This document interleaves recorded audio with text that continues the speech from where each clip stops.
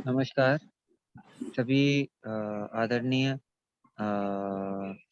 दादा दीदियों को वरिष्ठ अपने मार्गदर्शक प्रियतोषानंद दादा को बहुत-बहुत हार्दिक अभिनंदन है उनका और वरिष्ठ सभी मार्गी दीदी दादाओं को प्रणाम और सभी समाज के अपने जितने भी बहन-भाई जुड़े हुए हैं, उन सबका हार्दिक अभिनंदन है।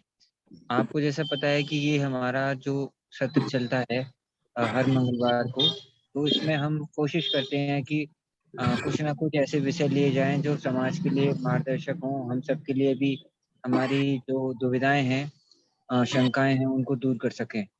तो इसी क्रम में आज बहुत महत्वपूर्ण विषय है डोग्मा। तो डोग्मा रचनात्मक है या ध्वंसात्मक है?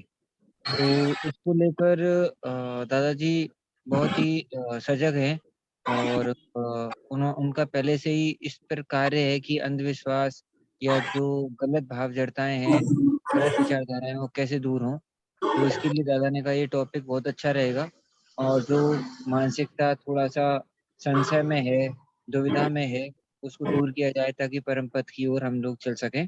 तो इसी क्रम में मैं दादा से अनुरोध करता हूँ कि दादाजी इस विषय पे हमारा मार्गदर्शन करें और लोगों की मानसिकता ज़्यादा से ज़्यादा स्पष्ट हो। इसके लिए दादा अपना बहुमूल्य मार्गदर्शन प्रदान करें। धन्यवाद दादा।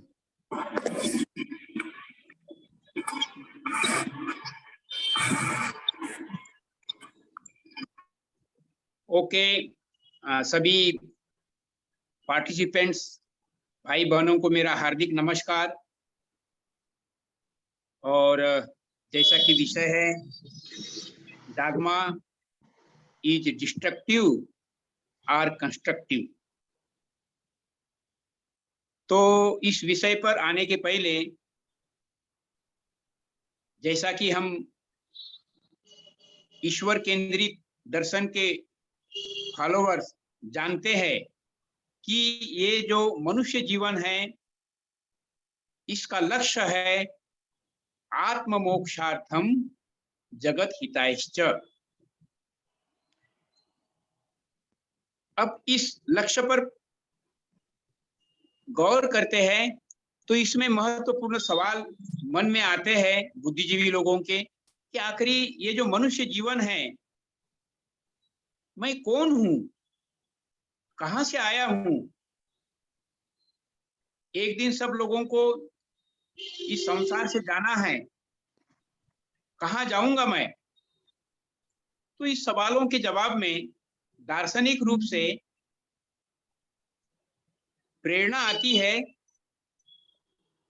Human life is most precious. मनुष्य जीवन बहुत अनमोल है, परंतु that is short and uncertain always. इस जीवन का कोई ठिकाना नहीं है, यमराज का कोई वारंट नहीं आना है और दुनिया से जाना है। इस स्पिरिट के अंतर्गत ऋषि मुनियों की प्रेरणा है, मनुष्य का जीवन है आत्म मोक्षार्थम जगत हिताश्च। इस लक्ष्य को प्राप्ति के लिए आत्म मोक्ष मतलब सेल्फ रियलाइजेशन। लेकिन हम लोग समाज में रहते हैं तो सामाजिक दायित्व को भी शेयर किया जाता है और ये जीवन का एक अंग है। इस बीच में ये जो डॉगमा है जिसका शाब्दिक अर्थ होता है हठधर्मिता, संप्रदाय को लेकर के हो सकता है, बहुत सारे आडंबर होते हैं, उस दृष्टि से बोला जाता है, भाव जड़ता भी बोला जाता है, अंधविश्वास भी बोला जाता है। तो ऐसा प्रचलन है और ये जो प्रचलन है ये एक हठधर्मिता के रूप में बाबा कहते हैं कि हठधर्मिता के अंतर्गत मनुष्य की ये जो पेरीफेरी होती है जिसमें वो रहता है, तो पेरीफेरी और बीच में इस संसार का मालिक। तो संसार का मालिक वो तो यूनिवर्सल न्यूक्लियस है परम पुरुष के रूप में, परम शिव पुरुषोत्तम विश्वस्य केंद्रम। तो वो न्यूक्लियस में रहकर हम सब लोगों को वो आकर्षित करते हैं और हमारी अपनी मानसिक चिंतन के आधार पर एक सर्कल बनता है। तो वो जो सर्कल है, हमारी जो दूरी है न्यूक्लियस से कम नहीं हो पाती है डाग्मा के चिंतन के कारण, क्योंकि हठधर्मिता रहती है, उसमें लॉजिक का अभाव रहता है,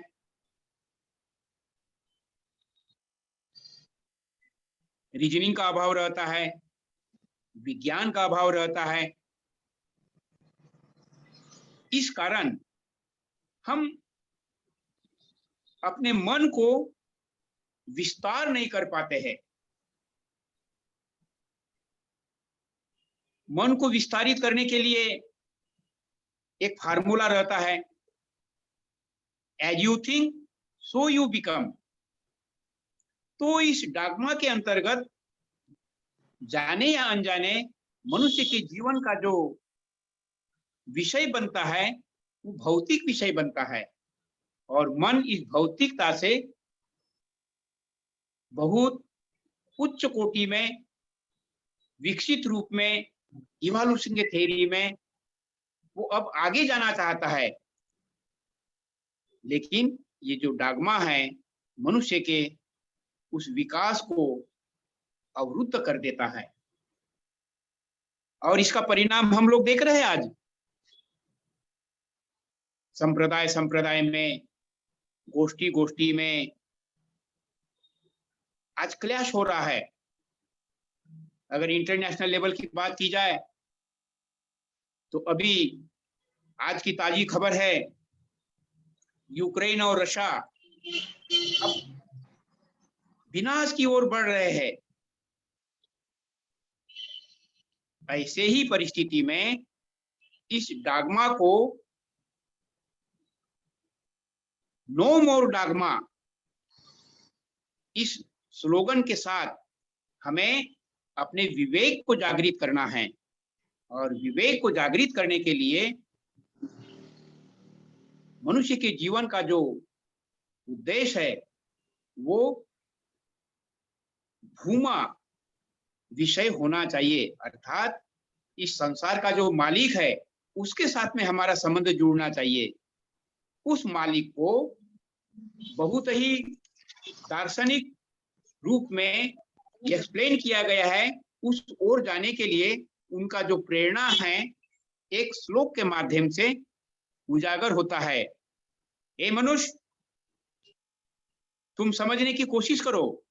उत्तमो ब्रह्मो सद्भावो, मध्यमा ध्यान धारणा, जपस्तुति शादधमा, मूर्ति पूजा धमाधमा। धमाधमा मीन्स निकृष्ट, निम्नतम कोटि की। तो वो जो आइडल वर्शिप होती है वो मनुष्य के मन को चूंकि जड़वादी बनाती है, अर्थात मन का विस्तार नहीं हो पाता है, इसीलिए लॉजिक, रीजनिंग और विज्ञान से विमुख हो जाता है, हठधर्मिता आ जाती है। इसी के कारण आज दुनिया में, जैसा कि हम सब लोग जानते हैं, काफी उथल पुथल है, टकराव है, और society as a whole progress की ओर नहीं, बहुत ही कंफ्यूज की स्टेज में आकर खड़ी है। इसीलिए अब बुद्धिजीवी लोग, जो कि ये जो वेदों की प्रेरणा है, उत्तमो ब्रह्मो सद्भावो, इस पर मन को केंद्रित करना जरूरी है। इसको समझना जरूरी है कि मन का अगर विस्तार चाहते हैं तो जड़ता से नहीं, अति सूक्ष्म सत्ता जो इस संसार का मालिक है, जो इस संसार का न्यूक्लियस है, परम शिव पुरुषोत्तम विश्वस्य केंद्रम, वो जो दुनिया का केंद्र है, आकर्षक सत्ता है, बृहत्वाद ब्रह्म, बृहनत्वाद ब्रह्म, जो स्वयं ब्रह्म है, मतलब बृहद है, और दूसरों को भी अनंत बनाने की क्षमता रखती है, ऐसी सत्ता का सहारा लेना, ये हमारे ऋषि मुनियों के द्वारा प्रेरणा आई हुई है। और ये जो प्रेरणा है, आज गुरुदेव आनंद मूर्ति जी ने, पूर्व प्रभात सरकार जी ने बहुत सुंदर तुलनात्मक दृष्टि से प्रेरित किया है कि अब वैदिकी साधना नहीं, वैदिकी अप्रोच नहीं, तांत्रिकी अप्रोच की आवश्यकता है, जिससे कि मनुष्य का विस्तार हो सके, उसकी सोच विवेकशील हो सके, और वो ये समझ सके कि ये संसार परमात्मा का ही चिंतन है। This whole universe is a thought projection of the परम पुरुष, और परमात्मा का ये परिवार है, कॉस्मिक फैमिली है, वसुदैव कुटुंबकम है। इसीलिए हमारा जो इस संसार के साथ में संबंध जो होना चाहिए, मनुष्य के लक्ष्य के साथ, आत्म मोक्षार्थम जगत हितायश्च, व्यक्तिगत जीवन में ये जो मनुष्य जीवन है अनमोल है, इसको हम लोग आत्म अनुभूति के रास्ते पर प्रेरित करें, और उस रास्ते पर चलने के क्रम में मनुष्य के जीवन में जो निखार आता है, वही वैराग्य है, वही विवेकशीलता है, और विवेकशीलता के माध्यम से ही हम दुनिया को समझ सकते हैं कि ये दुनिया, ये संसार मेरा अपना परिवार है, ये मेरी कॉस्मिक फैमिली है, इसके साथ में टकराव के साथ में नहीं रहना है, इसके साथ में हमें एक सुसामंजस्य बना करके रखना जरूरी है। तो वो रास्ता है तंत्र का रास्ता, वो रास्ता है योग साधना का रास्ता। योग के द्वारा, दूसरे शब्दों में तंत्र के द्वारा, हम अपने मन को विस्तार करते हैं। और ऐसा क्यों होता है, ऐसा क्यों जरूरी है कि ये जो मनुष्य जीवन है, इसको जब हम तुलना करते हैं, प्लांट्स लाइफ है, एनिमल लाइफ है, और ह्यूमन लाइफ है, तो ये जो ह्यूमन लाइफ है, ये सबसे विकसित जीव होने के नाते मनुष्य ही नेक्स्ट टू गॉड माना जाता है, और मनुष्य नाते नेक्स्ट टू गॉड होने के नाते हम सब लोगों का दायित्व है कि हम इस नेचर को मेंटेन करें, इकोलॉजिकल बैलेंस को हम लोग मेंटेन कर सके, तो उसके लिए विवेकशीलता आवश्यक है। उसी दृष्टि से आज ये जो डागमा सेंटर्ड है, इसके साथ में गुरुदेव ने बहुत सुंदर ढंग से डायग्नोज किया, पूंजीवाद रूपी साम्यवाद, पूंजीवाद रूपी सेल्फ सेंटर्ड दर्शन, साम्यवाद रूपी मैटर सेंटर्ड, इसके द्वारा आज मनुष्य भौतिकवादी बन गया है, और भौतिकता के कारण, जड़ता के कारण, विवेक के अभाव के कारण आज गरीब गरीब बन रहा है, अमीर अमीर बन रहा है, और उसका परिणाम इस समाज का एक अपराधीकरण हो चुका है। ऐसे ही परिस्थिति में ये ईश्वर केंद्रित दर्शन गुरुदेव आनंद मूर्ति जी का एक बहुत बड़ा सोपान हमें प्राप्त हुआ है। इसीलिए नो मोर डॉगमा, इस स्लोगन के साथ हमें ईश्वर केंद्रित दर्शन को सांगोपांग समझना भी है, और जीवन में उसको उतारना भी है। जीवन आत्म अनुभूति के रास्ते पर चलने का एक संकल्प लेकर के, एक संस्कार लेकर करके यह मनुष्य धरती पर आया है। उसके लिए एक अनुकूल परिवेश की आवश्यकता थी। वो अनुकूल परिवेश गुरुदेव आनंद मूर्ति जी ने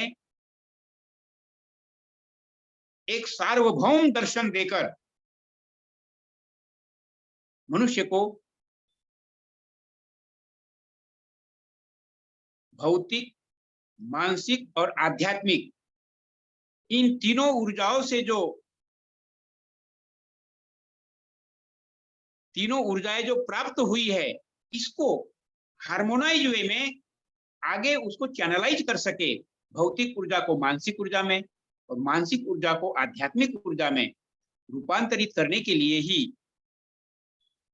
उन्होंने ये जो अध्यात्म का विज्ञान दिया है, वह विज्ञान बायो साइको कॉस्मोलॉजी, मतलब शरीर, मन और आत्मिक शक्ति के साथ में सामंजस्यपूर्ण डिजाइन किया गया है।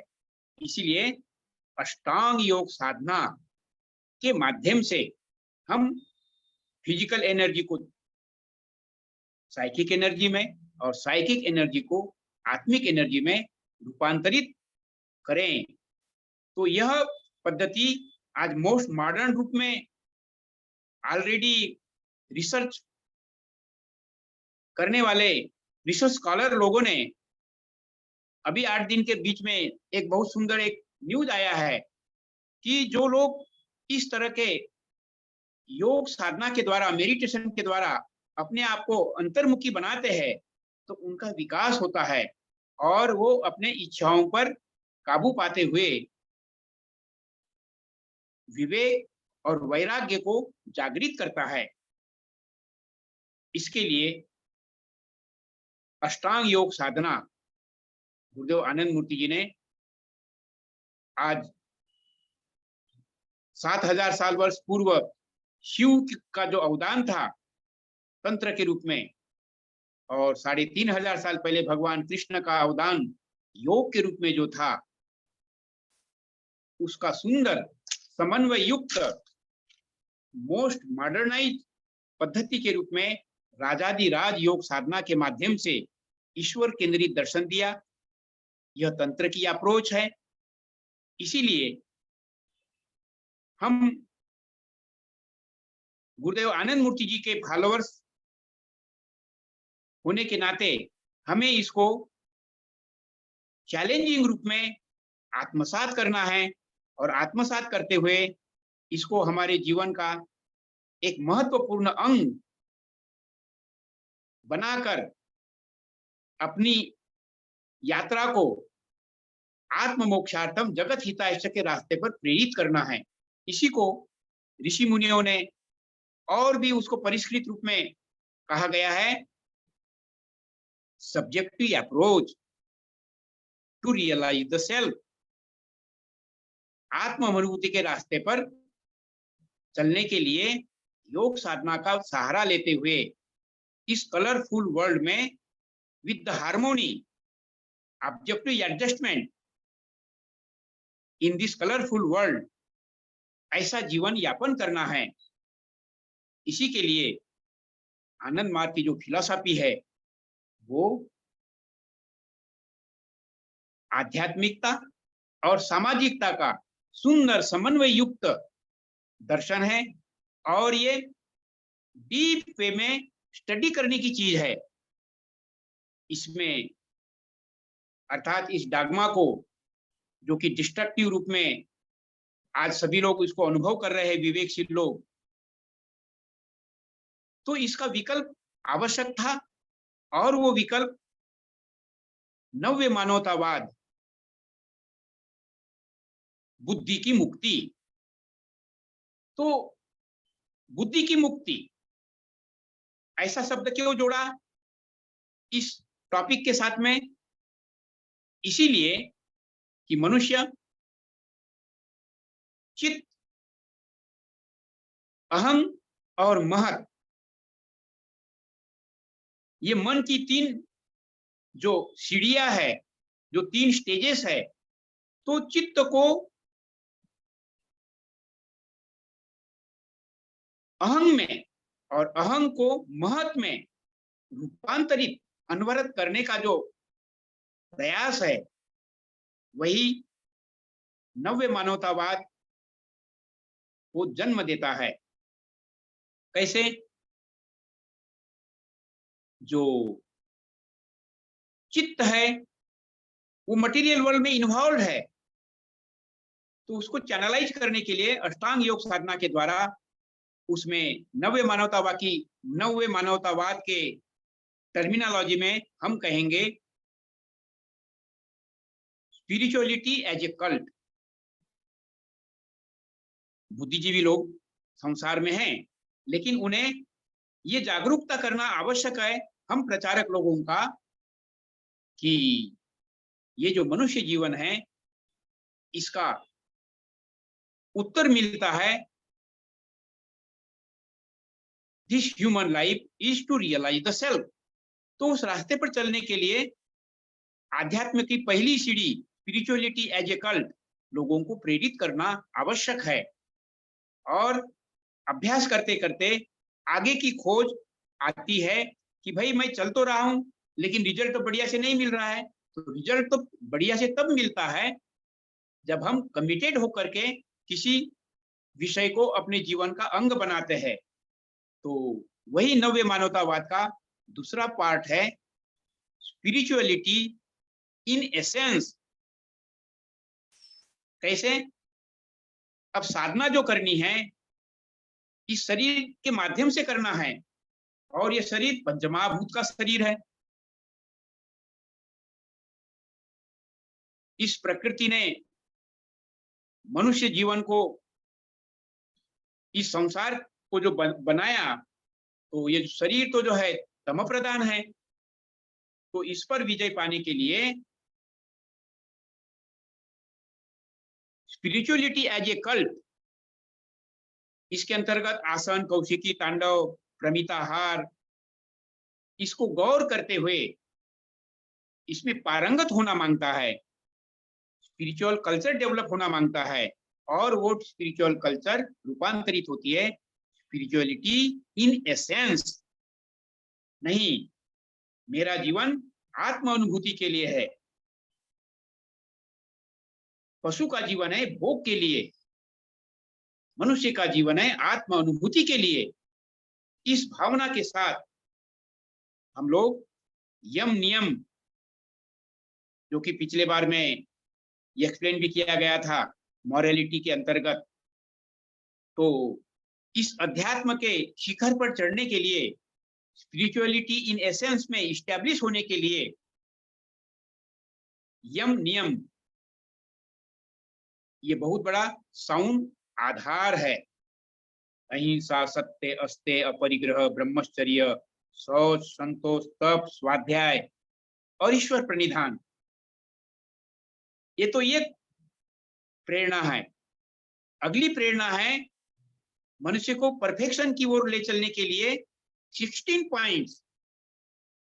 16 पॉइंट के अंतर्गत ये शरीर के चैनलाइजेशन के लिए फिजिकल ऊर्जा को साइकिक ऊर्जा में और साइकिक ऊर्जा को स्पिरिचुअल ऊर्जा में रूपांतरित करने के लिए 16 पॉइंट के 8 जो पार्ट्स है, 8 जो पॉइंट्स है, वो शरीर को साधने के लिए, सूक्ष्म बनाने के लिए ही है।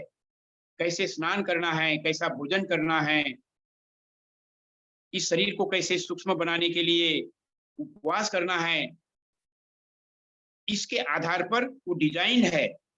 स्नान करने की क्रिया तक भी कैसा स्नान करना चाहिए, जैसे उदाहरण के लिए इस 8 पार्ट्स में से एक आता है स्नान।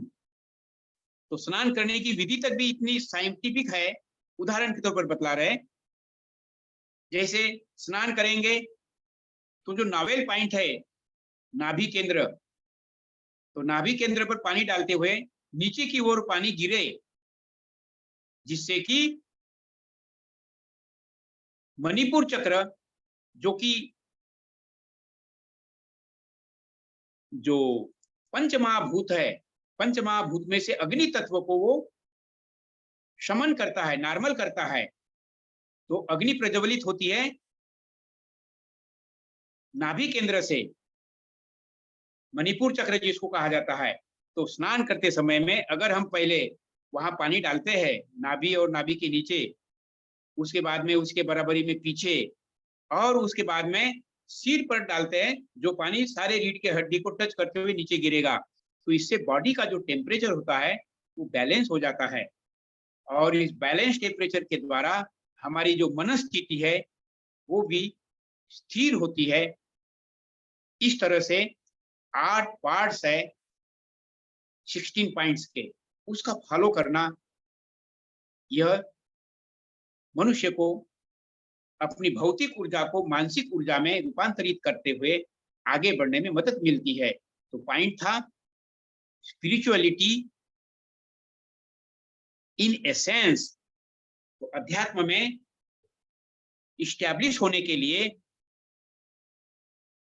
इस 8 पार्ट्स को फॉलो करते हुए आगे के जो साधना के जो लेसन्स है, प्राणायाम है, तत्व धारणा है, चक्र शोधन है, उसके बाद में ध्यान है, जो कि अष्टांग योग साधना के अंग है, इसके द्वारा हम स्पिरिचुअलिटी इन एसेंस में इस्टेब्लिश होते हैं। और स्पिरिचुअलिटी इन एसेंस मतलब उसमें हम लोग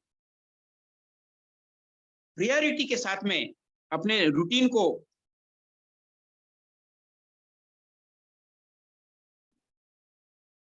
नया ढंग से जब उसको बहुत ही जीवन का महत्वपूर्ण पार्ट्स मानते हुए subjective approach to realise the self through objective adjustment, इस फार्मूला के तहत उसमें हम इस्टेब्लिश होना मांगते हैं। और उसके लिए हम लोग समय समय पर इस तरह के जो क्लासेस लेते हैं टू एजुकेट, सेमिनार के क्लासेस होते हैं, साधना शिविर के क्लासेस होते हैं। तो इस सत्संग के माध्यम से हम अपने लक्ष्य पर आरूढ़ हो जाते हैं और एक अच्छी सोसाइटी बनाते हुए सर्वत्र सुखिना भवन्तु, सर्वे सन्तु निरामया, सर्वे भद्राणि पश्यन्तु, मां कश्चित् दुःखम् आपनुयात्, इस भावना के साथ ये प्रेरणा आगे इस्टेब्लिश होती है स्पिरिचुअलिटी एज ए मिशन। अब ये जो स्पिरिचुअलिटी एज ए मिशन और स्पिरिचुअलिटी इन मिशन, तो ये जो लक्ष्य है, ये लक्ष्य प्रेरित किया हुआ है आज के युग में। वो जो नव्य मानवतावाद के प्रेरक है श्री प्रभातरंजन सरकार उर्फ आनंद मूर्ति जी। तो आनंद मूर्ति जी उर्फ प्रभातरंजन सरकार, जिसको हम लोग आदर पूर्वक बाबा शब्द से संबोधित करते हैं, उनके जीवन का एक विशेष उद्देश्य है और उस उद्देश्य के पूर्ति के लिए हम और आप बड़े सौभाग्यशाली है कि हम लोग जुड़े हुए हैं उनके साथ। ये उनकी कृपा से हम लोग संभव हुआ है। तो चूंकि हम लोग उनके संकल्प के साथ में जुड़े हैं, तो वो परमात्मा का ही संकल्प, उसी को इस्टेब्लिश करने के लिए हमें भी स्पिरिचुअलिटी एज ए मिशन, ये हमें समझने की आवश्यकता है। अर्थात दूसरे शब्दों में, मैं जो भी कार्य करूंगा उस कार्य के माध्यम से मैं परम पुरुष को आनंद दे सकूं, मैं उनको खुश रख सकूं। इस भावना को जब हम अपने जीवन का उद्देश्य बनाते हैं, और उनका जो उद्देश्य है विश्व हमारा, धरती अपनी, विश्व पिता के लाल, नया संसार बसाएंगे, नया इंसान बनाएंगे, ऐसे भावना से जब हम अपने पूरे रूटीन को प्रियोरिटी के आधार पर आध्यात्मिक कल्चर को जीवन में इस्टेब्लिश करते हैं, तो निश्चित रूप से जो ऊर्जा मिलती है उसका अल्टीमेट जो सोर्स है वो गुरु है। गुरु को ही लिविंग गॉड कहा जाता है। हमारा बहुत बड़ा सौभाग्य है, जैसे कि हम सब लोग जानते हैं, गुरुदेव आनंद मूर्ति जी का आविर्भाव भगवान शिव के बाद, भगवान कृष्ण के बाद आज कल की अवतार के रूप में वो आए हैं और मोस्ट अपडेटेड होकर मोस्ट मॉडर्न फिलॉसफी दी है। भौतिकता, मानसिकता और आध्यात्मिकता का सुंदर समन्वय युक्त फिजिको साइको स्पिरिचुअल जीवन की ये तीनों स्तर को ख्याल में रखते हुए, तीनों स्तर को उन्नत करते हुए भौतिक समृद्धि, मानसिक रिद्धि और आध्यात्मिक सिद्धि में इस्टेब्लिश होकर इस संसार का हर जीव उस आध्यात्म को अनुभव कर सके, ऐसा परिवेश करने की जो प्रेरणा है वही ईश्वर केंद्रित दर्शन है। यही भौतिकता का और आध्यात्मिकता का सुंदर समन्वय युक्त दर्शन है। इसको इस्टेब्लिश करने से इन ट्रू सेंस वसुदैव कुटुंबकम का रास्ता प्रशस्त होगा और यही रास्ता डागमा से ऊपर उठने से ही संभव है। इसीलिए हम ईश्वर केंद्रित फॉलोअर्स लोगों की ड्यूटी बनती है to intensify this slogan, no dogma, no more dogma, no more dogma, क्योंकि इस डागमा ने बहुत ही हम लोगों का नुकसान किया है, अहित किया है। इसलिए ये डागमा आज दुनिया को जो अंधविश्वास में लिप्त है, हठधर्मिता पाले हुए है, हमारा ड्यूटी बनता है to educate them very psychologically but with strong determination, with full conviction. क्यों? क्योंकि हम लोग इस डागमा का विकल्प ईश्वर केंद्रित दर्शन लेकर के आए हुए हैं। तो जीवन का उद्देश्य डॉगमेटिक नहीं हो सकता है। जीवन का उद्देश्य आत्म अनुभूति के रास्ते पर चलने के माध्यम से विवेक को जागृत करना है, वैराग्य को जागृत करना है। क्यों? ये मनुष्य जीवन अनमोल है। Human life is a most precious. एक दिन सबको छोड़ करके जाना है। तो ये तो एक वेटिंग रूम है, ये वेटिंग पीरियड है हमारा मनुष्य जीवन। सब लोगों को जाना है। फिर इतनी आसक्ति क्यों इस संसार के साथ,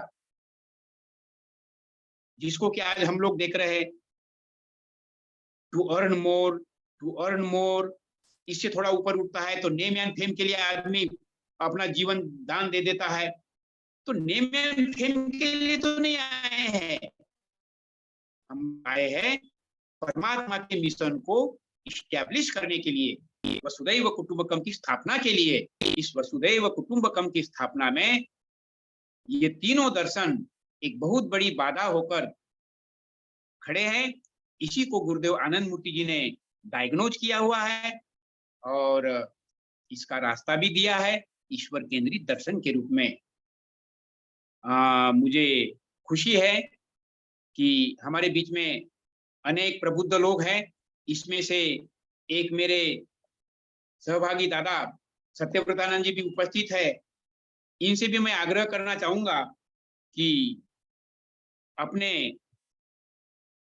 अनुभवों को आप भी हम लोगों के पार्टिसिपेंट्स के बीच में थोड़ा शेयर करें। मुझे कल अर्ली मॉर्निंग में कुछ जर्नी में जाना है, इसलिए भी आपसे आग्रह करते हैं कि आप इस विषय को और भी लोगों को एजुकेट करने के लिए अपना अनुभव शेयर करें, ऐसा मैं आग्रह करता हूं। दादा सत्यव्रतानंद जी। इसमें और भी बहुत लोग हैं, वो लोग पहले कुछ बोले। बोलेंगे, लेकिन ये विषय बहुत ही टेक्निकल है, तो बोल सकते हैं। जैसा मैं देख रहा हूं कि हमारे बीच में दीदी मीरा दीदी है, गीता दीदी है और भी लोग हैं। सिरजा दीदी भी हैं। जी तो जी, और मॉडरेट करने वाले लोकेश जी। जी जी, लोकेश जी, अगर क्या अभी, आदेश है आपका? हाँ, अगर अभी दादाजी नहीं बोल रहे हैं तो मैं मीरा दीदी को अनुरोध करता हूँ कि मीरा दीदी या गीता दीदी कोई आए, थोड़ा सा अपना पॉइंट रखें। आवाज सुन पा रही है दीदी?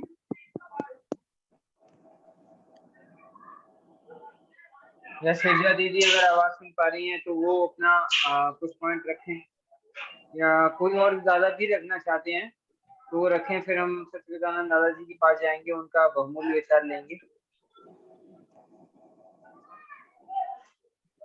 सुनील जी कुछ, हाँ गीता दीदी कुछ करेंगे। गीता दीदी नमस्कार। गीता दीदी को बुलाया जाए। हाँ दीदी, जी जी नमस्कार सभी को, मेरा नमस्कार। मेरी आवाज आ रही है? नमस्कार। नमस्कार जी जी। दादा, आपने बहुत अच्छा एक्सप्लेन किया है। आज का जो क्लास था उसके अंदर डॉगमा सेंटर्ड का क्लास था कि डॉगमा कंस्ट्रक्टिव है या डिस्ट्रक्टिव है सोसाइटी के लिए। तो आपने सारे पहलुओं को ही टच किया है। हमारे बोलने के लिए तो खैर कुछ है नहीं, लेकिन फिर भी हम अपने विचार व्यक्त करने के लिए यहाँ बैठे हैं, तो अब कुछ विचार व्यक्त करते हैं। मेरे विचार से तो जैसे डॉगमा सेंटर्ड जो सोसाइटी है, ये दोनों ही काम करती है। कंस्ट्रक्टिव वर्क भी है इसमें और डिस्ट्रक्टिव भी है। कंस्ट्रक्टिव हम इस सेंस में ले सकते हैं कि जो लोग डॉगमा के फॉलोअर्स हैं, मूर्ति पूजा के हैं फॉलोअर्स, और किसी भी जड़ता को मान रहे हैं, तो इसका अर्थ तो ये है कि कहीं ना कहीं उनके अंदर एक धार्मिक भाव छिपा हुआ है। धार्मिक भाव भी है उनमें, जिसकी वजह से वो फॉलोअर हैं इन सब चीजों के। और बस एक इसी चीज की कमी है कि उन्हें एक दिशा नहीं है, या उनका जो भी उन्हें समझ बचपन से सीखा है, जो भी सामाजिक परिवेश में सीखा है, ये उसी से ही उनको ये ज्ञान मिला है कि एक उनको जो भी डॉगमा के अंदर उनको अच्छा लगता है करना, जिस भी जड़ की पूजा करना, उसको उसी रूप में उनको अच्छा लग रहा है। उनकी संतुष्टि भी उसी रूप में हो रही है कि वो भगवान को उस रूप में समझ रहे हैं। तो ये शुरुआत तो वहीं से हुई थी जब ऋषि वेद व्यास जी ने बहुत पुराणों की जब रचना कर डाली थी, और इतने पुराणों की रचना कर डाली, और फिर बाद में उन्होंने अपनी गलती स्वीकारी कि मैं तो बहुत बड़ी भूल कर बैठा हूँ, कि इतना जो परम पुरुष जिनका इतना विशाल रूप है, इतने विशाल जिनके महिमा मंडल है, उसको मैंने एक कुछ ही देवी देवताओं में रूपांतरित कर दिया और रूपांतरित किया, और उसके पश्चात उनकी विभिन्न तरीके भी बता दिए लोगों को कि इस तरीके से पूजा करो और इस तरीके से इन तीर्थ स्थानों पर जाओ तो पुण्य मिलेगा। तो इस तरह से कर्म कांडों को बढ़ावा मिला, और उनको जब ये बात महसूस हुई तो उन्होंने माफी मांगी थी परम पुरुष से, लेकिन तब तक बहुत देर हो चुकी थी। समाज का जो रूप था वो इस बदल चुका था उनके इस वजह से उनके, लेकिन वो अपनी जगह उन्होंने जो उनको अच्छा लगा उन्होंने जैसा भी किया समाज के लिए भले के लिए किया था, लेकिन समाज ने उसको जिस रूप में प्रारंभिक समाज ने लिया उसमें तो चलो जो भी मालूम नहीं कि उस समय के लोग किस तरह से पूजा करते थे, लेकिन आज तो कर्म कांड में ही परिवर्तित हो चुका है। उसमें कितना भाव परम पुरुष के लिए है और कितना भाव सिर्फ एक समय को की पूर्ति के लिए है कि बस इतने समय हमने वो आरती करनी है और इतना समय, क्योंकि जो पंडित होता है वो भी जब कर्म कांडों में जाता है कहीं भी, चाहे ये हमारे त्योहार शुरू होने से पहले श्राद्ध वगैरह होते हैं, तो वो भी जिन घरों में जाता है तो उसका ध्यान भी बस समय पर ही होता है, और उसके बाद उसको ये होता है कि मुझे अगले घर में जाना है। तो जो जिस लक्ष्य से वो गया है वो लक्ष्य तो पूरा नहीं होता है इन जड़ पूजा जो विधि जो है इन सबसे। तो खैर इस सबसे समाज में एक चीज है कि लोग एक दिशा में चल रहे हैं, लेकिन उनको अच्छी दिशा देना और अच्छी जो एक ऐसी दिशा में लेके जाना जहाँ पर उनका माइंड का एक्सपेंशन हो, उनको ब्रॉडनेस आए और उन्हें समझ में आए कि इसमें भ्रम नहीं है, भ्रम तो हर चीज में ही सम्मिलित है और उन्हें हर चीज में सम्मिलित है और उसके लिए उस भ्रम को पाने के लिए उन्हें क्या करना है, किस तरह की विधि अपनानी चाहिए। इसके लिए भगवान शिव तो हम बहुत साल पहले ही दे के जा चुके हैं साधना की पद्धति, तो लेकिन वो अब आज के जमाने में फिर से शुरू हुई है, लेकिन अभी भी उसमें लोगों को मार्गदर्शन पूरा नहीं है। तो आनंद मार्ग इस कार्य को पूरा करेगा, ये उम्मीद हम करते हैं। तो इसी उम्मीद के साथ मैं अपने वचनों को विराम देती हूँ। धन्यवाद दादा, नमस्कार।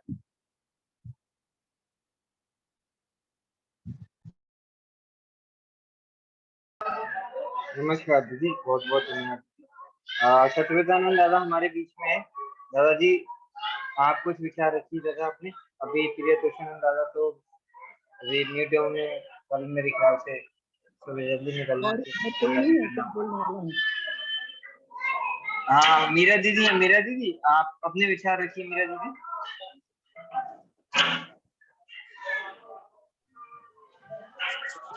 नमस्कार। नमस्कार दीदी, नमस्कार। एक्चुअली मूर्ति पूजा तो डॉगमा है, बट हर किसी का बिलीव है और एक्सेप्टेंस है, संस्कारगत भी होता है कि कुछ चीजें हमारी अंडरस्टैंडिंग जिस चीज को लगता है कि this is very easy, but कुछ लोगों के लिए उतना आसान नहीं होता है एक्सेप्ट करना, और कुछ लोग नोन चीजों को ही सालों से जो चला आ रहा है परिवर्तन के लिए भी नहीं तैयार होते हैं। तो ऐसा नहीं है कि हम लोग इमीडिएटली आज बोलेंगे और कल कोई परिवर्तन। हमें समाज में लॉजिक के साथ जाना होगा और इसका बहुत लॉजिकल भी अगर उनके पास जाए तो ये बोला जा सकता है कि ठीक है, आपका बिलीव है जिस चीज पे वो करें, लेकिन कम से कम वातावरण को डिस्ट्रॉय ना करें। कलर केमिकल से बना हुआ कलर जो इतने बड़े बड़े मूर्ति बनाए जाते हैं, और वहाँ जो म्यूजिक का साउंड पोल्यूशन होता है, इस तरह की चीजें अगर लोगों के बीच में हम डिफरेंट प्रोस्पेक्टिव में अगर उनके बीच में हम प्रेजेंट करें तो वो समझेंगे। दूसरा 9 दिन जो इनकी पूजा होती है, इसका मीनिंग भी डिफरेंट तरीके से उनके पास अगर बताया जाए, लाइक दैट कि ये जो पूजा है 9 डेज उनको होता है कि अशुभ काम नहीं शुभ का जैसे 9 दिन होता है तो इस समय शुभ काम ही करना है, अशुभ कार्य नहीं कर सकते हैं। तो क्या शुभ कार्य लोग करते हैं? उनसे पूछा जाएगा क्या हम शुभ कार्य कर रहे हैं? तो इसका मतलब है कि हम अपने आप को तैयार कर रहे हैं। सबसे इम्पोर्टेंट हमारे लाइफ के लिए है स्पिरिचुअलिटी एंड परमात्मा से मिलना, तो अनंत से मिलना, बृहद से मिलना। उस थॉट के तहत वो अगर उनको कम से कम उसमें ही वो कर्म कांड से निकल करके और उनकी थॉट पॉजिटिव हो, कंस्ट्रक्टिव हो, तो इस तरीके से उनके बीच में अगर बोला जाए, ये रेदर देन कि हम बोले कि आप जो कर रहे हो गलत है, उसके जगह पे हम बताएं कि आप जो कर रहे हैं इसको इस तरीके से और चेंज करके करें, so that too much dogma में ना फंसे। एटलीस्ट बाबा भी जैसे बोले हैं कि अगर तंत्र साधना उनकी अंडरस्टैंडिंग किसी की नहीं है तो कम से कम गायत्री छंद लोग समझे और बोले, तो उनको बताना होगा। हमें समाज में हमें अपने आप को इतना स्ट्रॉन्ग करना होगा कि अगर हम किसी के सामने प्रेजेंट हो रहे हैं तो हमें बोलने के लिए तैयार होना होगा कि विच वे हम उनको अट्रैक्ट करें, जो हमारी पूजा है या फिर उनकी जो थॉट है उनको ये बोल करके कि आप जो कर रहे हैं गलत कर रहे हैं, उसके जगह पे हम उन्हें ये बताएं कि आप जो कर रहे हैं उसका मेथड थोड़ा और चेंज किया जा सकता है। उसको इस तरीके से सबसे इम्पोर्टेंट स्पिरिचुअलिटी है। हम सारी शादी विवाह, सारी फंक्शन, सारी चीजों को एक टाइम होता है कि नहीं इस कार्य को नहीं कर सकते हैं, सिर्फ इस समय आप स्पिरिचुअलिटी पे फोकस करें। तो इसका मीनिंग ये भी हो सकता है कि अदर शुभ कार्य से सबसे इम्पोर्टेंट शुभ कार्य पे हम फोकस करें, तो उस थॉट के साथ अगर कोई अगर ये जाएंगे शोभा दीदी मैं और तो माउस धीरे चला गया धीरे आगे। उनको उस डॉगमा सेंटर्ड थॉट से बाहर आने में शायद तो सुविधा यदि और होगी, मैं क्योंकि हिलाता कुछ रहता हूँ, संस्थागत भी ऐसा है कि वो इतनी माउस ही तो आसानी हिलाना। से चेंज के लिए नहीं तैयार होते हैं। अरे रूढ़िवादी जी जॉब है ना, परंपरा कोई आदमी थोड़ी देर के लिए रेस्ट में 12-1 बजे तक कर सकता है। अगर हल्का काम है ये बता दे कि कोई काम है। आवाज आ रही है कहीं से।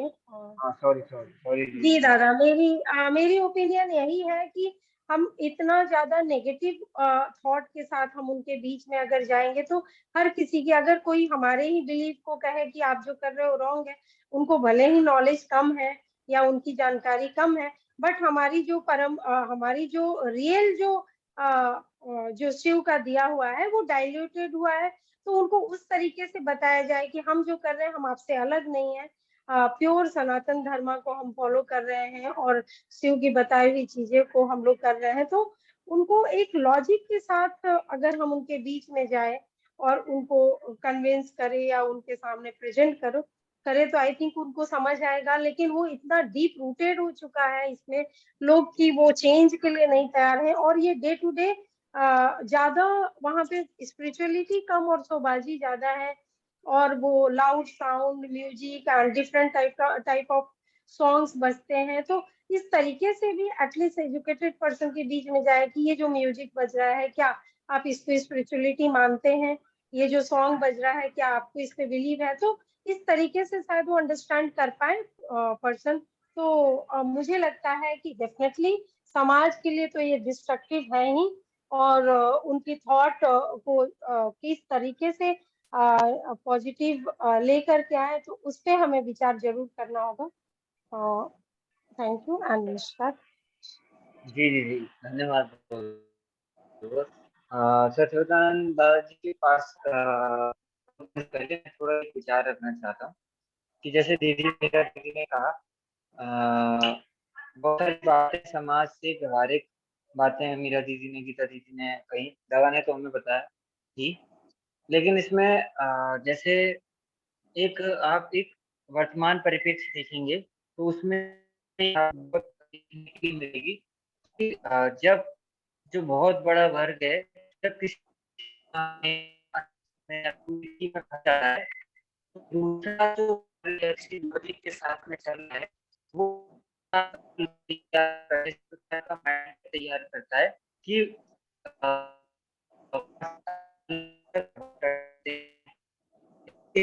और लोगों को बुलाते हैं, उन जो जो पूरी थी गलत रीति रिवाज में शामिल हैं उनको बुलाते हैं, एक भाईचारे के नाम पे या बहुत सारा मेल जोल से रहेंगे उस नाम पे बुलाते हैं और उनको गाइड करते हैं।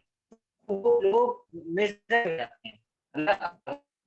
आप किसी चीज में बिलीव कर रहे हो, आपको पता है कि मैं कुछ सही मान रहा हूँ या मैं कुछ अपनी गतिविधि कर रहा हूँ या मैं अपनी रीति को मान रहा हूँ, तो उस रीति को मानने में भी उन्हें विश्वास नहीं है।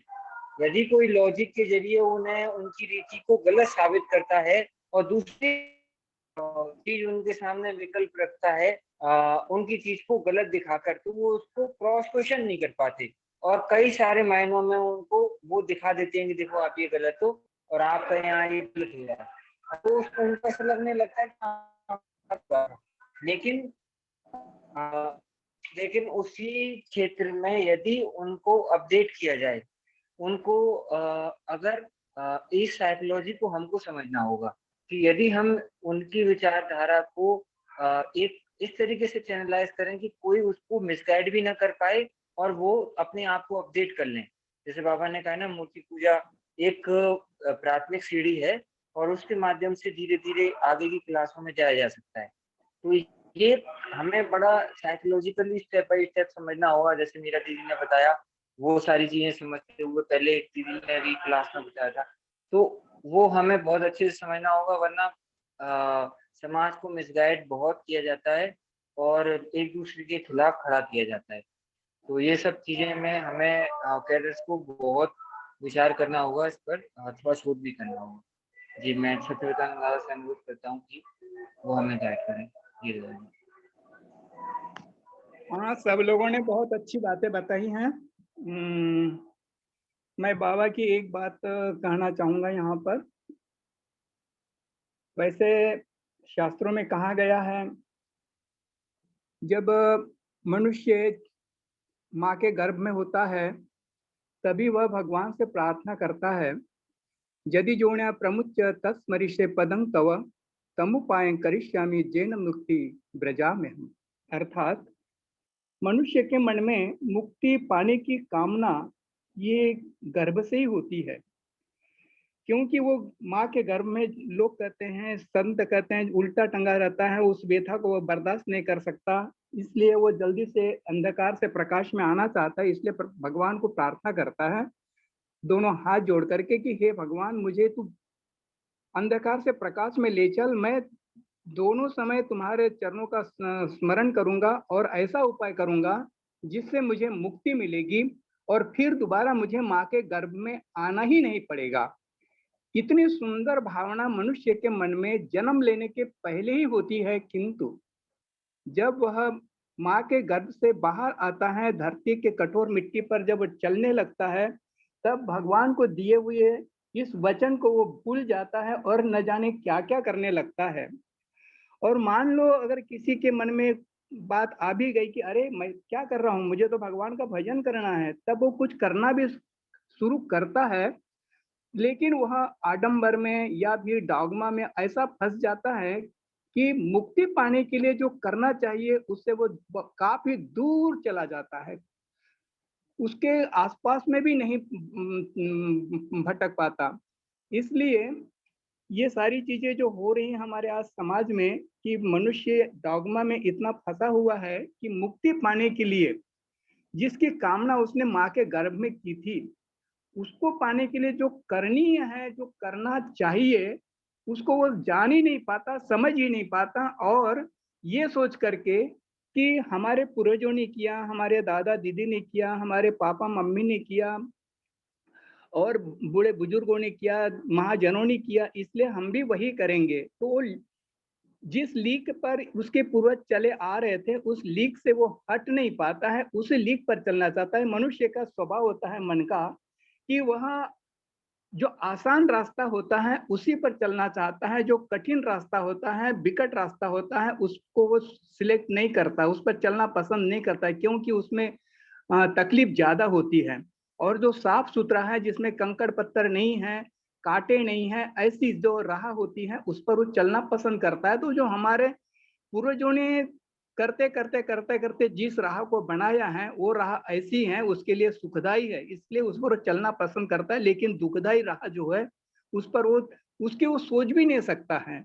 और दूसरी बात क्या है कि एक तो उसको लोगों ने फंसा करके रखा है। असल में इस भगवान की भक्ति के रास्ते को भी लोगों ने अपना अपना जीवन चलाने का एक जरिया बना रखा है, और ऐसे ही लोग जो हैं लोगों को डागामे में फंसा फंसा करके रखते हैं और उनको और पीछे की ओर धकेलने का काम करते हैं। बाबा कहते हैं एक जगह पर, श्री श्री आनंद मूर्ति जी, कि मनुष्य के मन के जो 5 कोष है, इन 5 कोषों को मजबूत करने की जो साधना है वही मनुष्य का असली धार्मिक कार्य है, वही धर्म है। बाकी सब डॉगमा है, बाकी सब अधर्म है। धर्म क्या है?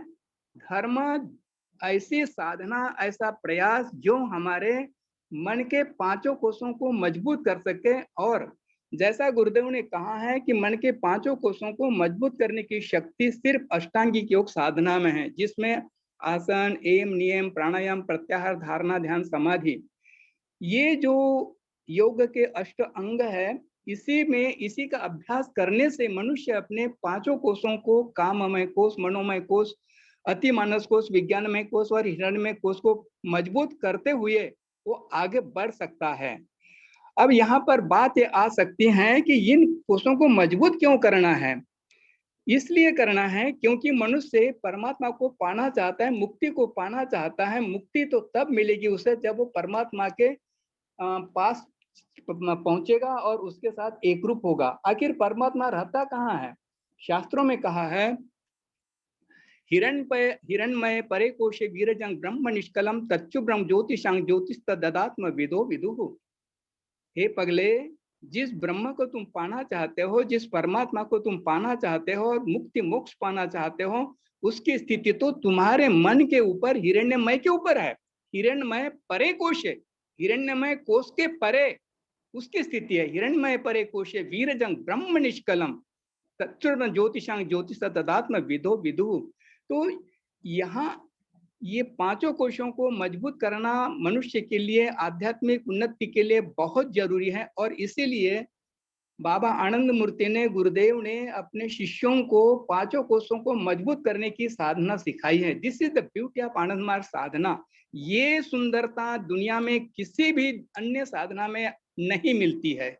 ये सबसे बड़ी विशेषता है, सबसे बड़ी महत्ता है आनंद मार्ग साधना की, जो गुरुदेव आनंद मूर्ति जी ने आनंद मार्गियों के लिए ही नहीं बल्कि दुनिया के समस्त मानवता के लिए दिया है।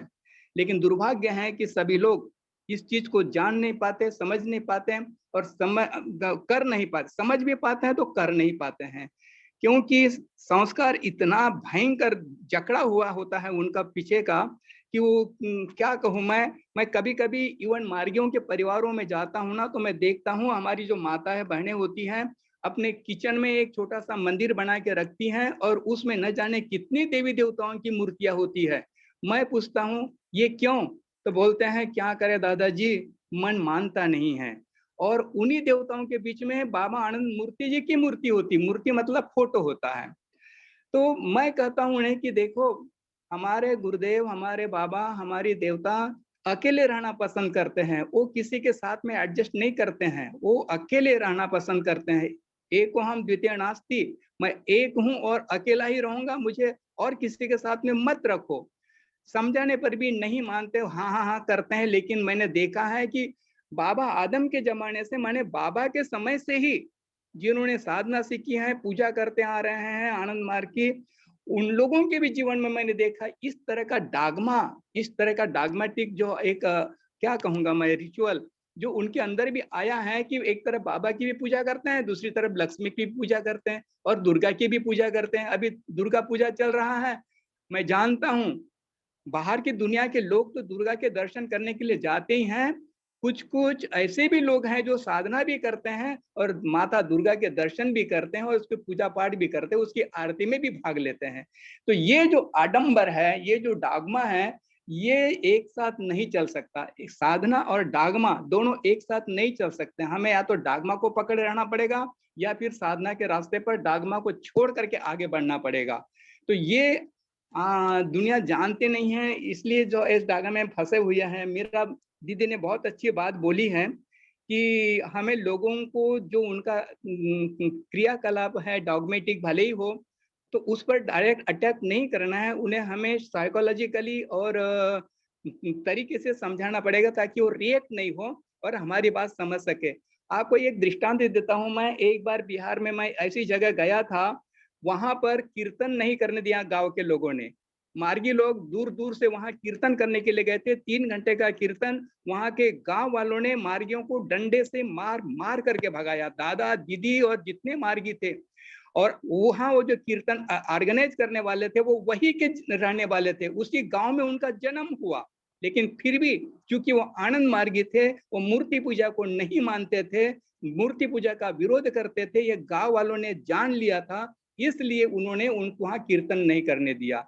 अब कुछ दिन के बाद में उसी परिवार के एक व्यक्ति जो अभी आनंद मार्ग के आचार्य हैं, रणधीर देव जी, वो मुझे वहां लेके गए अपने जन्म गांव में और बोले दादाजी यहाँ आपको लेक्चर देना है। और पता है वो मुझे कहाँ ले गए? वो ले गए दुर्गा माता के मंदिर में।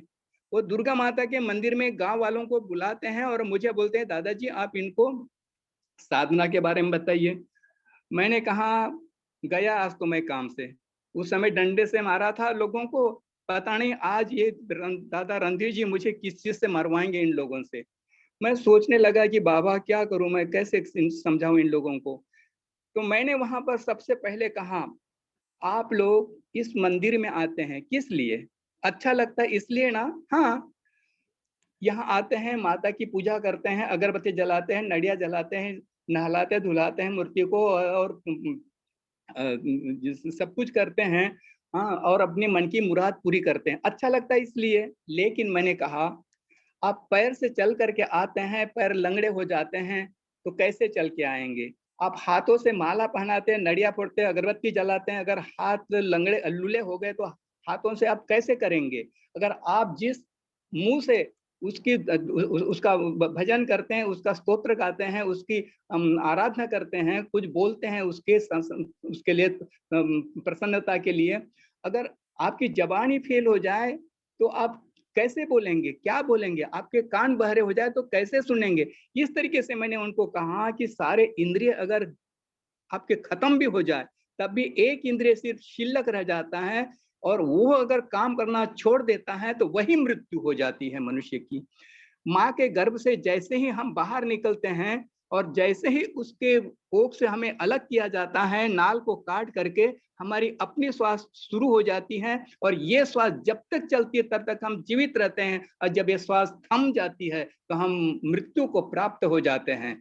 तो यही एक इंद्रिय है हमारे शरीर में जो हमें जन्म से लेकर मृत्यु तक साथ देता है। अगर हम इसी का आधार मान करके, इसी का माध्यम बना करके अगर हम भगवान की भक्ति करेंगे, अपने आराध्य दैवत की भक्ति करेंगे, तो वो टिकाऊ भक्ति होगी, कभी फेल होने वाली नहीं होगी, खत्म होने वाली नहीं, खंडित होने वाली नहीं होगी। अखंड भक्ति हमारी चलती रहेगी, आजीवन चलती रहेगी। लोगों ने सुना और धीरे धीरे लोगों को बात जच गई। तो मैंने कहा कि जिस माता को देखने के लिए आप मंदिर में आते हैं, क्यों ना ऐसा उपाय करो कि ये माता आपके घर में आकर के आपको दर्शन दे सके। तो बात जब मैंने कही तो लोगों को इस तरीके से समझ में आई, और आपको सच बताऊं, मैं वहां मैंने जितने भी लोग उपस्थित थे सबको मैंने दीक्षा दी। वह जो दुर्गा के मूर्ति पूजक थे, माता दुर्गा के, वो सब दीक्षा लिए। आज वो करते हैं कि नहीं करते हैं मैं नहीं कर सकता, क्योंकि मैं दोबारा उस गांव में गया नहीं। लेकिन एक बात मैंने बताया आपको कि जो डॉगमेटिक लोग हैं उनको हमें अटैक नहीं करना है, क्योंकि बाबा ने साफ साफ कहा है, किसी के विश्वास पर तुम अगर अटैक करते हो तो समझो तुम आनंद मार्ग पर अटैक कर रहे हो। इसलिए डायरेक्टली हमें किसी की भी भावना को दुखाना नहीं है, तो उसको बताना है फ्रॉम नोन टू अननोन। अरे इसके आगे भी बहुत कुछ जानना जरूरी है, बाकी है, उसको भी सीखो। प्राइमरी का टीचर अलग होता है, हाई स्कूल का अलग होता है, कॉलेज का टीचर अलग होता है, पीएचडी का टीचर अलग होता है। वैसे अध्यात्म में भी अलग अलग स्तर पर अलग अलग टीचर्स होते हैं। जो तारक ब्रह्म होता है, जो सदगुरु होता है, वो अंतिम गुरु होता है। बाकी कान फूके गुरु तो ऐसे बहुत मिलेंगे। दत्तात्रेय के भी 24 गुरु हो गए थे। तो ऐसे गुरु जिससे हमें थोड़ा सा भी कुछ सीखने को मिलता है, ऐसे बहुत होंगे, हजारों हो सकते हैं, लेकिन हमें सदगति देने वाला और मुक्ति मोक्ष देने वाला तो गुरु एक ही होगा। तो ऐसा अगर हम समझाएंगे उनको तो वो मानेंगे। और फिर अगर उनको, हम जो पढ़े लिखे लोग हैं, उनको अपने मन के पांचों कोशों की जानकारी देंगे, उनको बताएंगे कि ये किस कोश का क्या काम है। अभी समय कम है इसलिए मैं डिटेल में नहीं जाऊंगा। ये पांचों कोशों का अलग अलग फंक्शन है और अलग अलग उसकी महत्ता है, उसकी विशेषता है। तो शॉर्ट में कहना चाहता हूं मैं, काममय कोश में सेंसिंग, डिजायरिंग एंड एक्टिंग होता है। मनोमय कोश में थिंकिंग, रिकलेक्टिंग एंड फीलिंग होता है। और अतिमानस कोश में क्रिएटिविटी, क्लेरोयंस और टेलीपैथी होता है। और विज्ञानमय कोश में डिस्क्रिमिनेशन और डिटैचमेंट होता है। और हिरण्यमय कोश में केवल एक ही होता है, और वो होता है अट्रैक्शन फॉर द ग्रेट। इस तरीके से अगर समझाएंगे कि हे पागले, तू जो परमात्मा को पाना चाहता है वो तो तुम्हारे हिरण्य में कोष में छिपा हुआ है, वहां तक तुम्हें जाना पड़ेगा इस मंदिर में घुसने के लिए। अरे वो तो गर्भगृह में है, अतिमानस के ऊपर है वो, सॉरी विज्ञान हिरण्यमय के ऊपर है। तो उस गर्भगृह में आपको जाने के लिए इतने 5 दरवाजे हैं, ये 5 दरवाजे आपको क्रॉस करना पड़ेगा। ये 5 दरवाजे क्रॉस करने के लिए अलग अलग इसका विधान है। हाँ, काममय कोश को पक्का करने के लिए क्या करना है, अतिमानस को पक्का करने के लिए क्या करना है, मनोमय को पक्का करने के लिए क्या करना है, विज्ञानमय के लिए क्या है, ये सब कई बार चर्चा में आया होगा। कभी मौका मिलेगा तो इसकी डिटेल में चर्चा करेंगे हम लोग। लेकिन अभी मैं इतना ही कहूंगा कि आनंद मार्ग की जो साधना पद्धति है वह बहुत ही रैशनल है और बहुत ही वैज्ञानिक है, मन के पांचों कोशों को पक्का करने वाली है, और यही सच्चा धर्म का रास्ता है। बाबा ने साफ शब्दों में कहा कि मन के पांचों कोशों को मजबूत करने की जो साधना है वही धर्म साधना है। और इस ये इन पांचों कोशों को पक्का करने के लिए जो विधान है अर्थात अष्टांग योग साधना, इसको करना ही मनुष्य का धर्म है। ये बाबा के शब्द है, मैं आपको बताऊं। इसलिए हमें लोगों को धीरे धीरे फ्रॉम नोन टू अननोन, जो जितना जानता है उसी का आधार मान करके उसी पर खड़ा रह करके उसको अगर हाथ पकड़ करके हम एक एक सीढ़ी आगे बढ़ाते चलेंगे तो बात लोगों की समझ में आएगी और निश्चित ही वह आज नहीं तो कल इस धर्म के रास्ते पर आएंगे।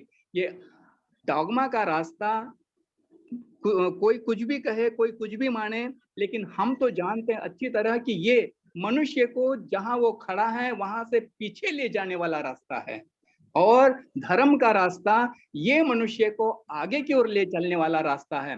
तो स्लोली एंड ग्रेजुअली हमें लोगों के मन में ये बात घुसानी पड़ेगी कि ये जो डॉगमा है, ये मूर्ति पूजा है या और भी अन्य सारी विधान हैं जो कुछ भी वो रिचुअल के रूप में करते हैं, वो सब के सब पीछे ले जाने वाले हैं। ताजा उदाहरण मैं आपको देता हूं, दादा परशिवानंद जी इतने विद्वान आदमी, बाबा के अनन्यतम भक्त। एक बार मैं आनंदपुर में उनके साथ में पहाड़ी पर चल रहा था, तो चलते चलते रुक गए, कमर पर हाथ रखे और बोले बाबा आनंद मूर्ति, आंख बंद करके वो बाबा से न जाने क्या क्या बातें करने लगे। मैंने कहा दादा आप किससे बातें कर रहे हैं? तो बोले मैं बाबा से बात कर रहा था। यानी इतना अच्छा साधक वो भी डागमा के चक्कर में पड़ गया था और न जाने कितने सालों तक नारियल का पेड़ बन करके रहा था। नारियल का पेड़ बनकर रहने के बाद में फिर जो है वो इस जीवन में साधना सीखे, गुरु आनंद मूर्ति जी के कांटेक्ट में आए और इतने बड़े विद्वान और इतने बड़े बाबा के भक्त बन गए थे। तो ये जो डागमा है मनुष्य को पीछे की ओर ले जाने वाली चीज है, और धर्म जो है ये इसको आगे बढ़ाने वाली चीज है। इस तरीके से साइकोलॉजिकली अगर हम लोग लेंगे तो मैं समझता हूँ कि बाबा का जो सपना है और बाबा का जो आदेश है हम लोगों के लिए, तुम लोग 1%, 2%, 3% अगर कोई परसेंट आनंद मार्गी बनाओ या नहीं बनाओ, लेकिन मेरा जो मैसेज है वो हर व्यक्ति के कान पर डाल दो, घर घर में डाल दो, तुम्हारा काम हो जाएगा। इसलिए आज हम लोगों को थोड़ा सतर्क होकर के बाबा की बातों को पब्लिक के बीच में रखना पड़ेगा। मैं समझता हूं अगर इस तरीके से हम लोग अगर आगे बढ़ेंगे तो निश्चित ही बाबा का जो मिशन है एक मानव समाज का, हम निश्चित ही पूरा कर सकेंगे। Thank you very much. हाँ, बहुत बहुत धन्यवाद दादा सत्यव्रतानंद जी को। थोड़े शब्दों में बहुत ही विज्ञान संगत जानकारी आपने दी है। अब समय काफी हो चुका है, किसी को कुछ पूछना है? दादाजी अभी हमारे बीच में दो हमारे साथी हैं, एक अभी सुनील दादा ने हैंड रेस किया था, एक सजा दीदी ने किया है, तो मैं संक्षिप्त में उनसे प्रार्थना करता हूँ कि सुनील दादा बहुत संक्षिप्त शब्दों में थोड़ा सा अपनी बात रखें और कुछ प्रश्न है या कुछ बात कहना है तो सुनील दादा। नमस्कार दादाजी। दादाजी मेरा एक पर्सनल अनुभव है कि ये डोगमा जो भी अभी बहुत अच्छा टाइम है डोगमा के ऊपर जो क्लास दादा ने लिया,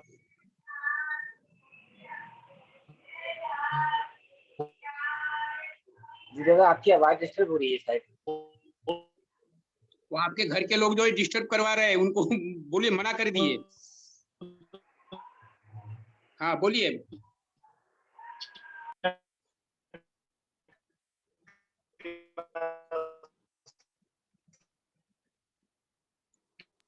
उनकी आवाज आ रही है दादा जी? प्रॉब्लम आ गई है, कोई दूसरे को बुला लीजिए। हाँ जी दादा, अभी आप म्यूट करते हैं। ठीक है दीदी, आप अपनी बात रखिए।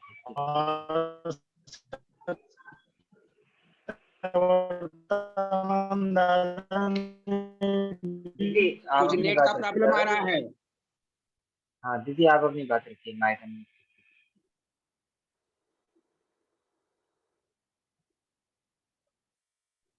हाँ सृजा दीदी, आपने हैंड रेज किया है, कृपया माइक अनम्यूट कर लीजिए। जी जी नमस्ते। हाँ यस But दादा। she is an English speaking madam ji. It will be difficult for her. पर थोड़ा सा Yeah, बोलेंगे दीदी। yeah, I will just tell it in 2 lines. It's just a doubt which I want to clear, and you could do it in Hindi. Okay. Let me just. My doubt is, like today in today's world, whenever you touch anybody's belief or faith, there is immediately a sense of reaction. Of course, it is because of the past, experiences. There's a reaction. Okay, there is a attempt to impose your faith on me. So, of course, Dada and Meera Didi, everybody was saying that we should not attack their faith, but instead we should say, how it makes a difference. So I would, what comes to my mind is like, anyway, end of the conversation, you say where you make the difference. And there has been a lot of, thing, against the process of conversion. And how do we distinguish that we are not on that path? Unless and otherwise we are able to show it among our own population. So this is one question that always happens in my mind. Like Satyavratana Dada was saying, like the layers of mind. But what I felt that even within our community, how many of us have really been able to identify this and go forward? So just a matter of to understand how we go about that and how we go in furtherance. Thank you, Dada. जी दीदी, वैसे सत्यव्रतानंद दादाजी ने भी उसी एक पहलू को भी रखा था कि किस तरह उनकी साइकोलॉजी को और उनके अनुसार चल के हमें अपनी बात रखनी है। वही सृजा दीदी आपका भी कहना है, तो उसी को बहुत मर्म वाली बात है ये। तो इसी को समझते हुए हम इस टॉपिक को समझ सकते हैं और किस प्रकार इसका निदान कर सकते हैं, इस बात को भी हम अपने बहुत सीनियर मोस्ट कृष्णानंद दादा, सत्यव्रतानंद दादा, सृजा दीदी, मीरा दीदी, गीता दीदी आदि से हमने समझा। तो अब Wait, मैं wait. Lokesh ji, हाँ दादा Lokesh ji. हाँ दादा Let me answer. हाँ दादा हाँ। Actually, the path of spirituality is a path of self-realization. So here discussion is very less scope. Only 1 point or 2 point is a scope for the discussion. But if we put this practice in our daily routine, in our daily life, we will realize at our own. So it is a path of self-realization. We have to involve it. Of course, we need a faith, and to develop the faith, logic, reasoning, and science has to be applied. But it is difficult also to explain in English for the common people. So now I would like to tell one important event, and that is related with the Baba and Baba's mother. Maybe that will be helpful for the common people. But I have to speak in Hindi. Srija Didi, you will excuse me. You speak in Hindi, Dada. I'm able to understand. It's okay. So, Baba matlab, Baba is a most latest guru after Lord Shiva and Lord Krishna. Lord Krishna, how he approached, further Baba came and he gave this very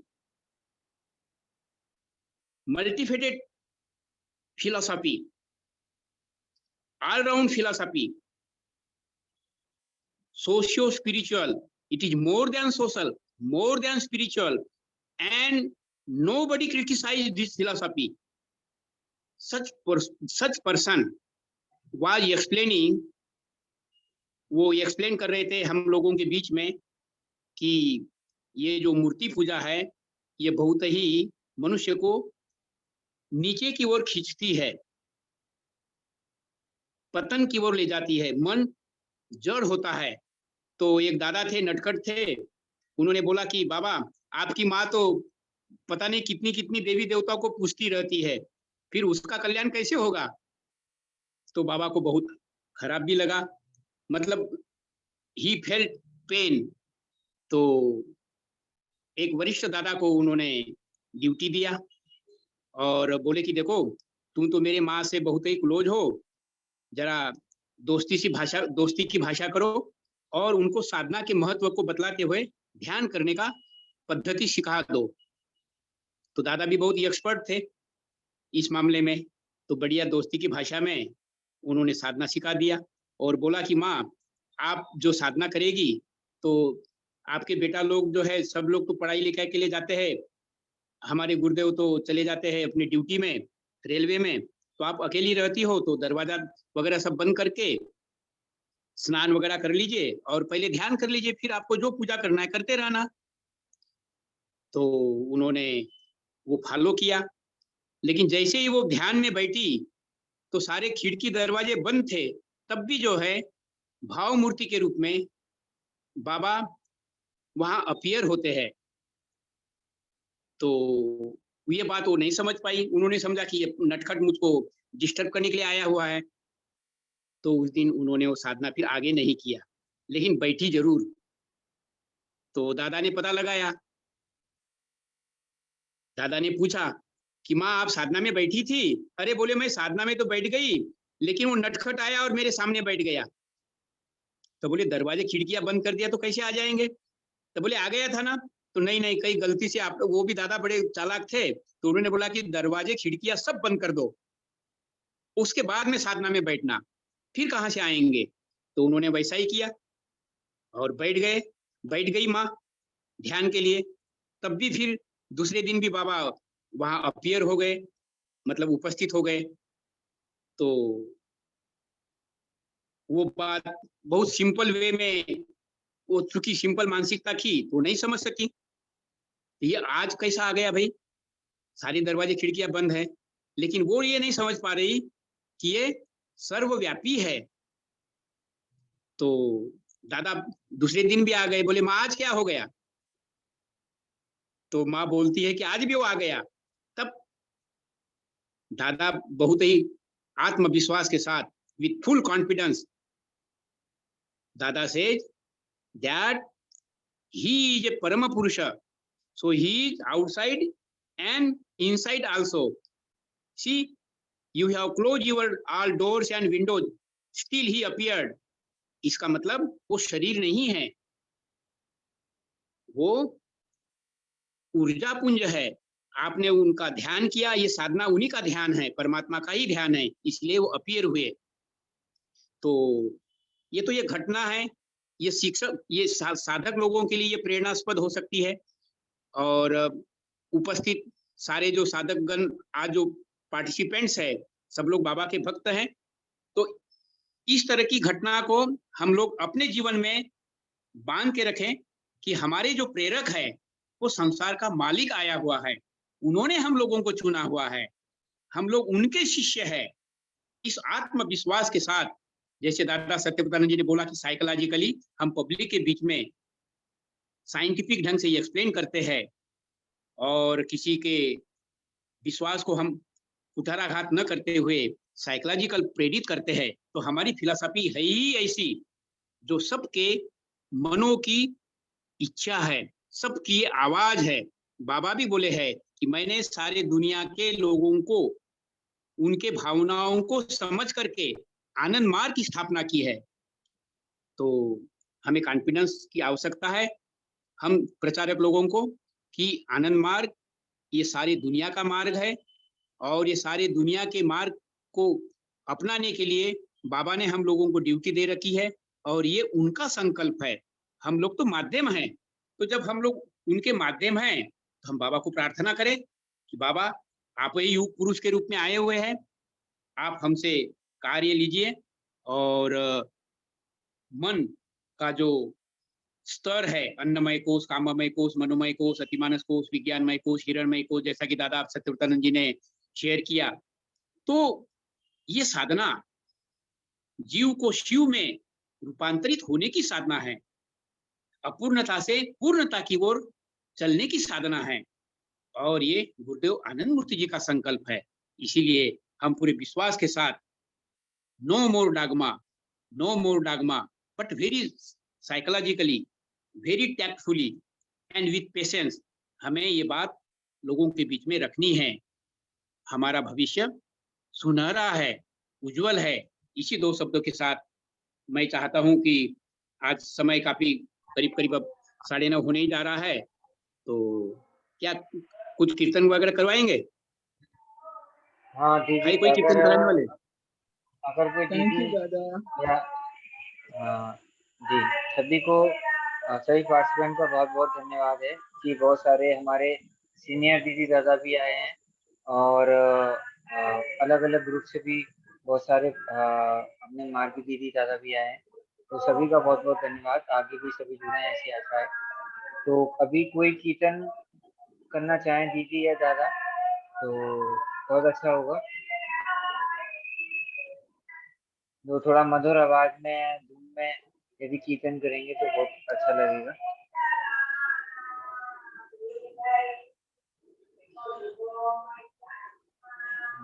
ठीक है दादा जी, अभी किसी का कोई कीर्तन वाले, मुझे लगता है कि तो हम लोग 2 मिनट ध्यान कर लेते हैं। जी जी जी, ध्यान कर लेते हैं। 2 मिनट ध्यान करके ये क्लास कंक्लूड हो रहा है। सभी पार्टिसिपेंट लोगों को बहुत बहुत धन्यवाद। आप लोगों ने पार्टिसिपेट किया, और ये बहुत ही महत्वपूर्ण विचारों को आज आप लोगों ने शेयर किया। इसी तरह से आप लोग जुड़ते रहिए हर मंगलवार को, और दूसरों को भी प्रेरित करते रहिए। इसी 2 शब्दों के साथ नमस्कार सब लोगों को, और 2 मिनट ध्यान करते हैं।